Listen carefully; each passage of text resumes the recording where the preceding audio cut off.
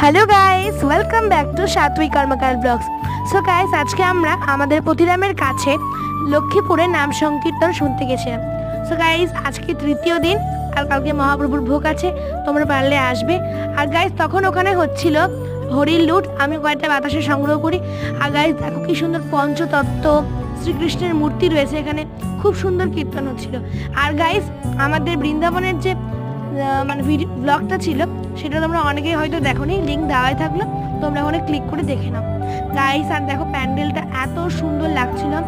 আর guys, এই দেখো শ্রীকৃষ্ণের মূর্তি, যেটা অপূর্ব দেখতে ছিল, আর অপূর্ব কীর্তন। আর গাইস, আমরা রাধারানীর কৃপাতে ভোগও পেয়ে গেছিলাম।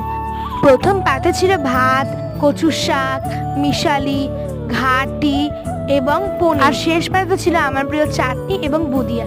সো গাইস, আজকের ভিডিও এত অবধি, দেখা হচ্ছে নেক্সট ভিডিওতে। Bye bye.